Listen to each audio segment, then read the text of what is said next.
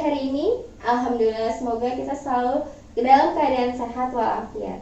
Senang sekali rasanya Ibu bisa berada di kelas ini bersama anak-anak sekalian.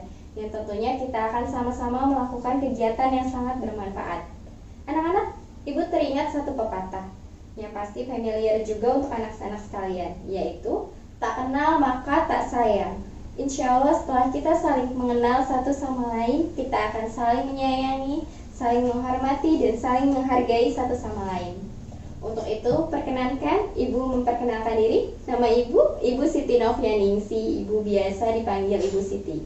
Ibu berasal dari Jakarta. Ibu berasal dari Universitas Indraprasta PGRI, jurusan Bimbingan dan Konseling. Oke anak-anak, ada yang tahu Universitas Indraprasta PGRI?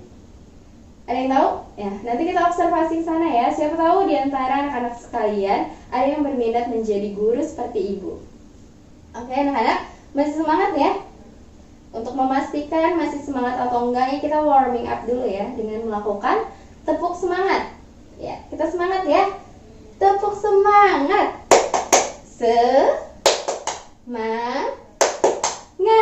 Semangat. Sekali lagi ya. Tepuk semangat. Semangat. Oke, terima kasih ya. Masih semangat berarti ya. Oke, pelan-pelan untuk selanjutnya Ibu akan mengenal kalian satu persatu dalam rangkaian pembelajaran kita atau di luar pembelajaran kita. Baik anak-anak semua, maksud tujuan pertemuan kita pada hari ini adalah melakukan bimbingan klasikal melalui layanan informasi.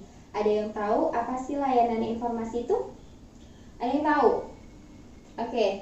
Oke, layanan informasi adalah layanan untuk memberikan informasi-informasi mengenai suatu topik permasalahan atau fakta, bisa tips-tips atau apapun itu.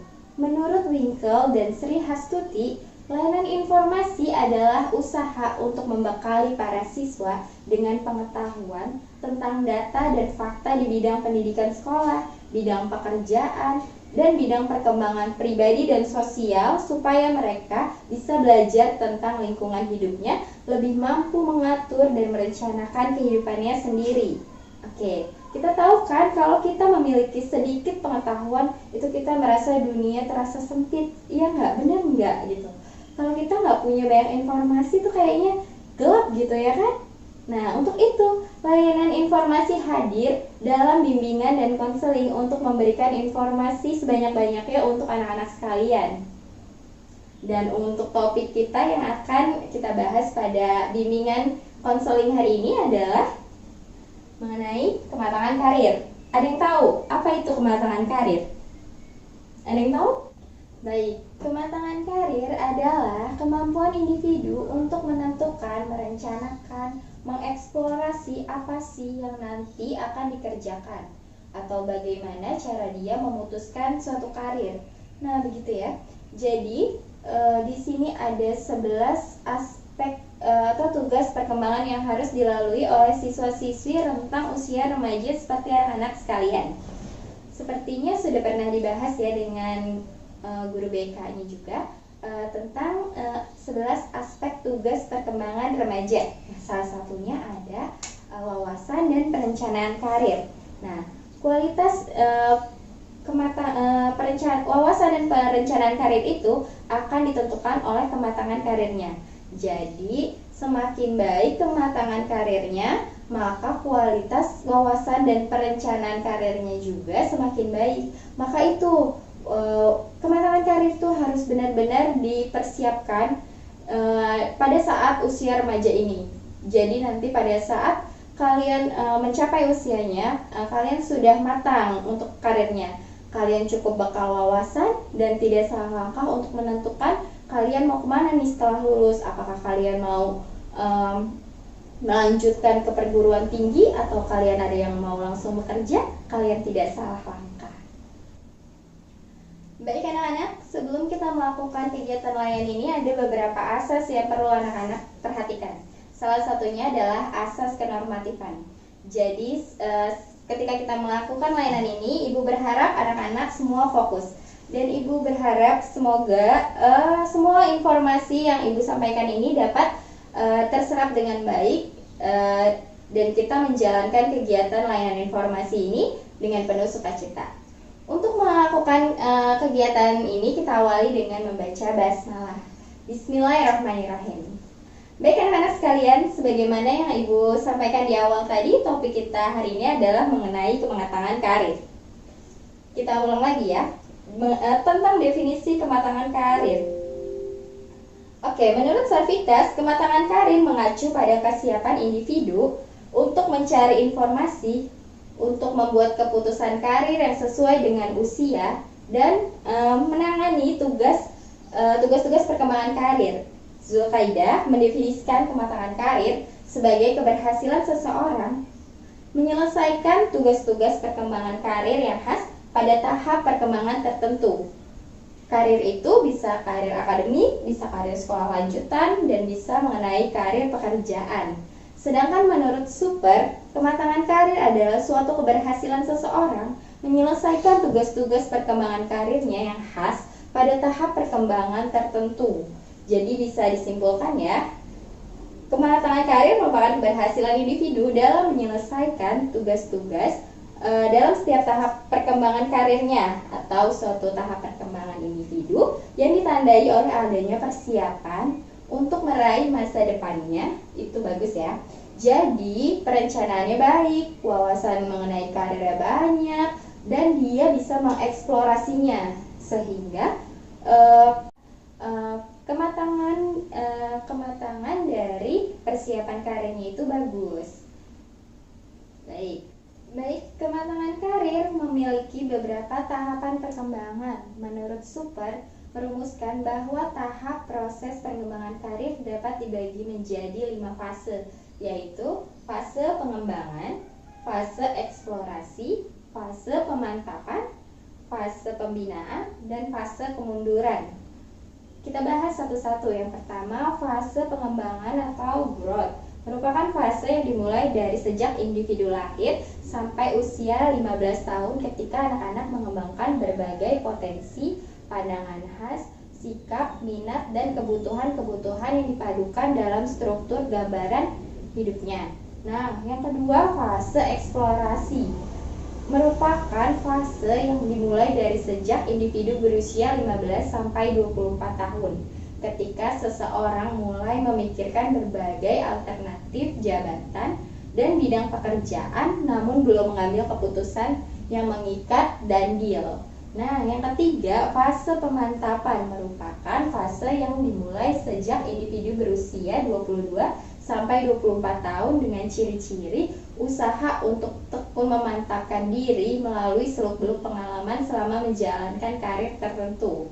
Kemudian, fase pembinaan atau maintenance merupakan fase yang dimulai sejak individu berusia 45 sampai 64 tahun ketika individu yang sudah dewasa menyelesaikan diri dengan jabatannya. Lalu kemudian fase kemunduran atau decline. Nah, merupakan fase yang dimulai sejak individu memasuki masa pensiun dan harus meninggalkan hidup lamanya dan memasuki pola hidup baru dan meninggalkan jabatannya. Nah, kemudian kematangan karir ini terdiri dan tersusun dari beberapa aspek atau komponen. Nah, ada 6 aspek-aspek kematangan karir. Yang pertama, perencanaan. Yang kedua, eksplorasi karir. Yang ketiga, pengetahuan tentang membuat keputusan karir. Yang kelima, Yang keempat, dunia kerja, pengetahuan tentang dunia kerja. Yang kelima, pengetahuan tentang kelompok kerja yang disukai. Kemudian, realisasi tentang keputusan karir. Nah, itu dia ada 6 aspek kematangan karir. Kita review dulu ya. Yang dari pertama tadi kita sudah membahas definisi tentang kematangan karir. Kemudian fase perkembangan karir. Nah, ini kita akan masuk pada aspek-aspek kematangan karir. Namun sebelumnya Ibu mau tahu nih, kalian masih pada fokus atau enggak? Nah, untuk itu kita akan coba tepuk fokus. Sebentar. Seperti ini ya. Jika Ibu sebutkan pagi, kalian tepuk 1 kali, pagi. Jika Ibu bilang siang, kalian tepuk 2 kali, siang. Jika Ibu bilang sore, tepuknya 3 kali, sore. Oke, kita mulai ya. Sudah pada paham? Baik. Pagi, pagi, sore, siang, pagi, siang, sore, sore. Oke, terima kasih. Masih pada fokus ya. Kita akan memasuki pada materi selanjutnya, yaitu aspek-aspek kematangan karir. Iya, aspek-aspek kematangan karir ini ada 6. Yang pertama adalah perencanaan, eksplorasi karir, pengetahuan tentang membuat keputusan karir, dunia kerja, pengetahuan tentang kelompok kerja yang disukai, kemudian realisasi tentang putusan karir. Nah, ada yang tahu nggak sih? Kita bahas satu ya. Yang pertama perencanaan. Ada yang tahu nggak sih perencanaan karir yang bagus itu seperti apa? Ada yang tahu nggak? Jadi perencanaan itu bagaimana dia merencanakan karirnya dengan baik. Misalnya ya, anak-anak sekalian mau menjadi seorang dokter. Anak-anak bercita-cita menjadi seorang dokter. Maka dari sekarang anak-anak sudah merencanakan itu semua. Pertama, pas masuk SMA, peminatan jurusan di SMA sudah pasti harus IPA. Nah, good. Oke, selanjutnya sudah jelas ya. Nilainya harus bagus, terutama di bidang MIPA, matematika dan IPA-nya, fisika, kimia, biologi. Nah, selanjutnya masih dalam tahap perencanaan ya. Anak-anak sudah mencari tahu kira-kira kalau mau jadi dokter harus masuk jurusan apa? Sudah tentu kan? Harus masuk fakultas kedokteran. Nah, jadi itu harus sudah disusun sejak dini, sejak SMA. Jangan sampai nanti sudah mau ujian, sudah lulus nih, sudah mau lulus, kalian tuh baru mikir, aduh aku mau kemana gitu. Nah, itu berarti kematangan karirnya tidak baik, perencanaannya tidak baik. Nah, lalu bagaimana sih yang disebut kematangan karirnya bagus tuh indikatornya, apalagi dalam aspek perencanaan ini? Nah, masih dalam aspek perencanaan, jadi anak-anak membicarakan karir dengan orang dewasa. Misalnya mendiskusikan karir atau jurusan selanjutnya itu ke orang tua, karena seringkali kemauan anak-anak semua sekalian tidak sama dengan keinginan orang tua.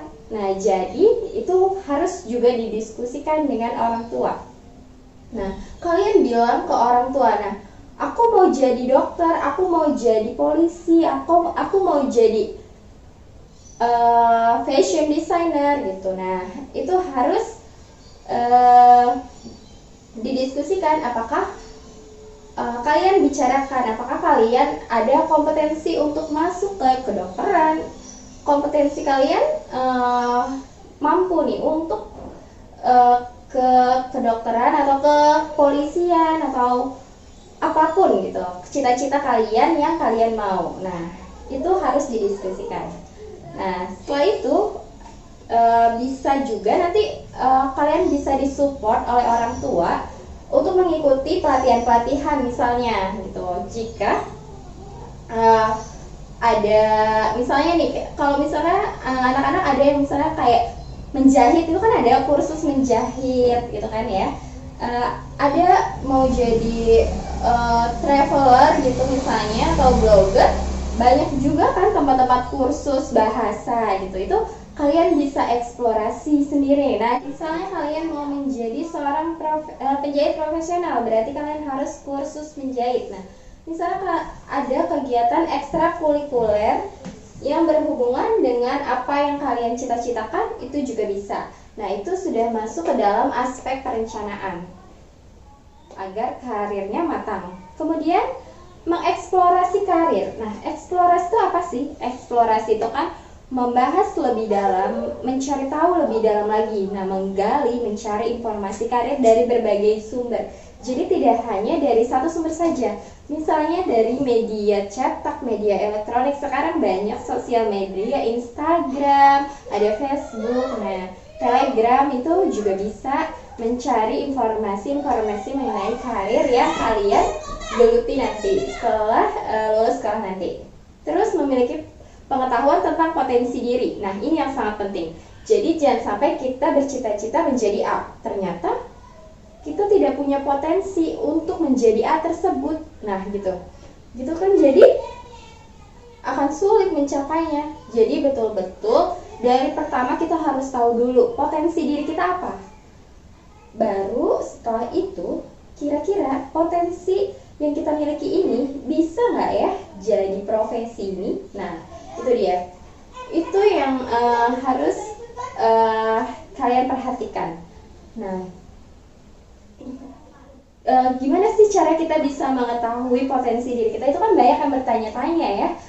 Biasanya coba kalian bikin kelompok kecil dengan teman-teman kalian. Biasanya teman-teman kita itu akan bisa lebih mengetahui potensi diri kita itu apa, ya kan? Kelebihan biasanya terlihat dari orang lain gitu. Kalau diri kita sendiri tuh kayak suka nggak pede gitu, apa sih, suka minder gitu. Kelebihan diri kita tuh apa? Tapi kalau dari orang lain, dari teman, sahabat misalnya, nah kita bikin kelompok kecil, kita sharing kelebihan kita apa gitu ya, kelebihan teman kita apa gitu. Jadi mengetahui potensi diri itu seperti apa. Kemudian memiliki banyak informasi karir. Nah, ini kan masih dalam aspek eksplorasi. Jadi kan ini misalnya kalian mau masuk ke fakultas kedokteran nih. Jadi jangan cuma satu, misalnya fakultas UI gitu. Jangan hanya UI saja yang kalian explore. Padahal itu kan banyak, ada UKI, ada UGM, ada Unpad. Nah, siapa tahu kalian masuk ke dalam ke fakultas salah satu dari itu. Jadi kalian harus tahu dari berbagai sumber.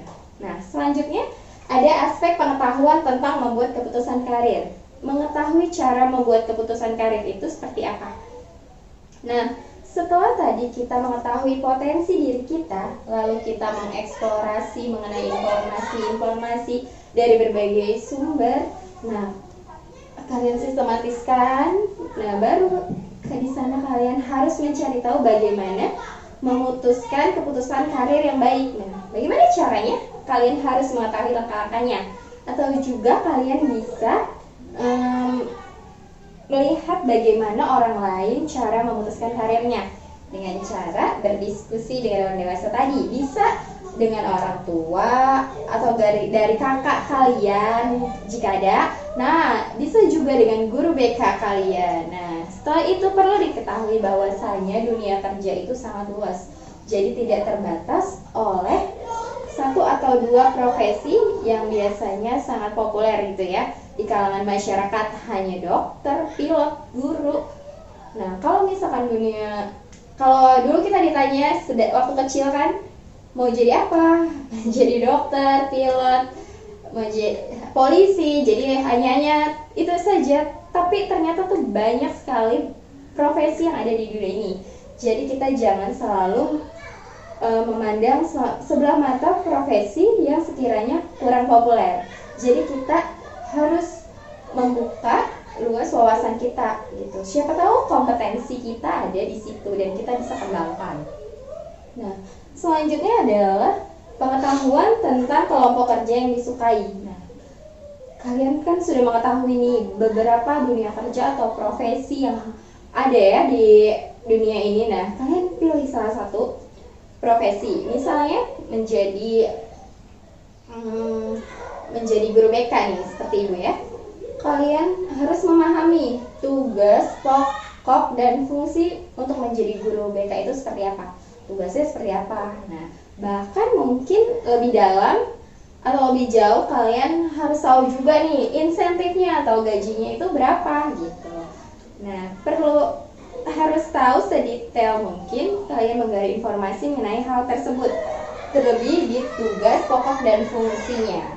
Kemudian memahami isyaratnya, misalnya mau menjadi seorang guru BK, syaratnya apa? Nah, misalnya kalian mau menjadi polisi nih, itu kan ada persyaratan fisik, akademiknya juga. Nah, kalau yang lain mungkin banyak juga yang tidak melibatkan persyaratan fisik ya, tapi beberapa ada juga yang mensyaratkan ketentuan fisik. Misalnya kan harus tingginya berapa, berat badannya berapa, tidak boleh ada cacat, bekas luka jahitan atau apapun mengenai fisik gitu. Kemudian secara psikis juga banyak persyaratannya. Jadi harus memahami beberapa persyaratan. Kemudian memahami sarana yang dibutuhkan. Misalnya mau menjadi seorang dokter, jadi biayanya tuh harus tahu ya kan, dari fakultas ini berapa biaya masuknya, biaya untuk operasionalnya gitu.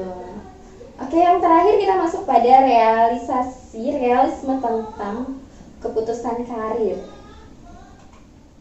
Nah, realisasi tentang keputusan karir nih, kita sudah tahu semuanya ya. Bahkan sampai kelebihan dan kelemahan suatu profesi itu kita tahu ya.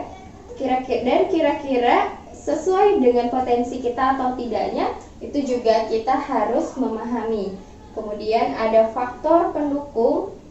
Jika saya mau menjadi si A ini, faktor pendukungnya apa? Kemudian faktor penghambatnya apa gitu ya.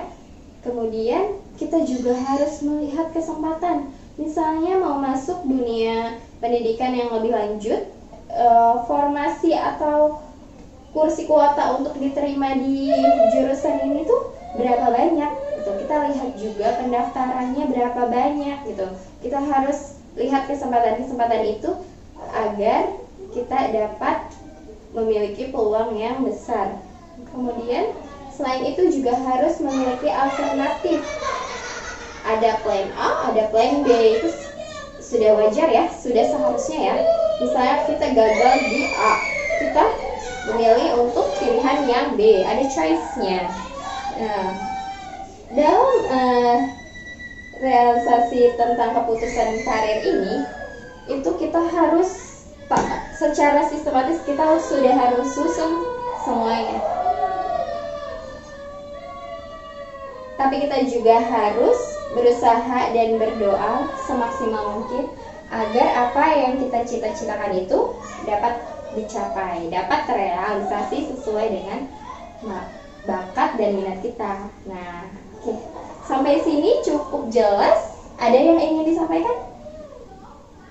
Ya. Jika nanti ada yang ditanyakan atau misalnya ada yang kurang paham, boleh nanti kita masih bisa berdiskusi lagi ya.